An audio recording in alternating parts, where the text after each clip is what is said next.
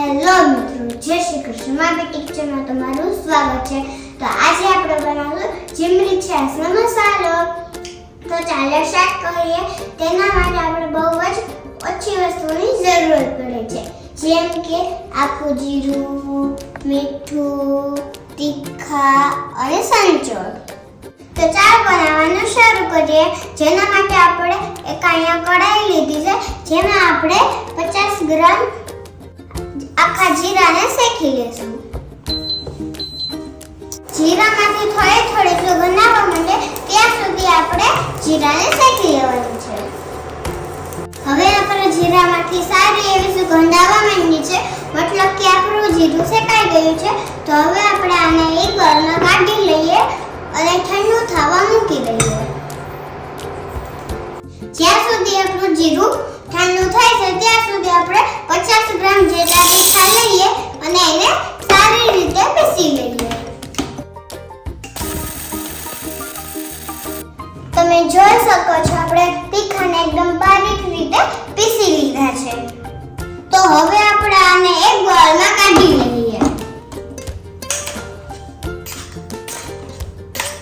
તો હવે આપણું જીરું ઠંડુ થઈ ગયું છે, તો એ જ મિક્સરમાં આપણે જીરાને પીસી લઈએ.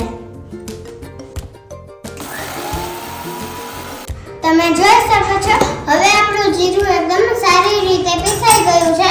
તો હવે આપણે આને એક બાઉલમાં કાઢી લઈએ.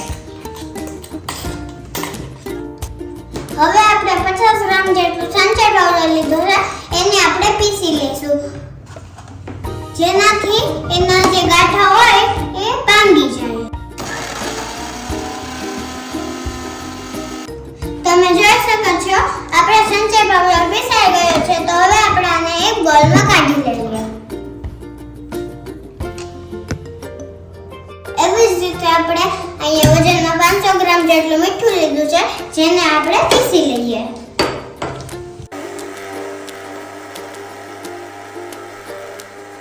તમે જોઈ શકો છો આપણું મીઠું એકદમ સરસ રીતે પીસાઈ ગયું છે. તો હવે આપણે આને એક મોટા બાઉલમાં કાઢી લઈશું.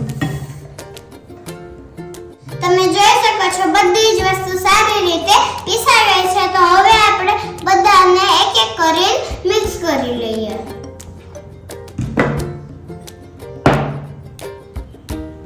હવે આપણે આને એકદમ સારી રીતે મિક્સ કરી લઈશું.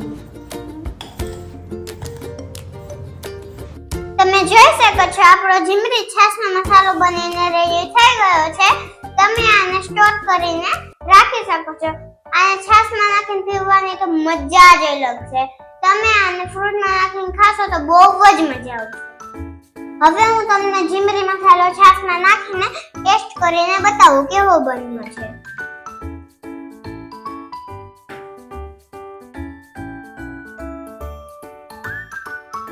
વાવ, આ તો બહુ જ ચટપટો અને મસ્ત બન્યો છે. તમને અમારા જીમરી છાશના મસાલાની રેસીપી સારી લાગી હોય તો લાઈક, શેર અને સબસ્ક્રાઇબ કરવાનું ભૂલતા નહીં. Bye bye. Thank you for watching my Beti kitchen number 1.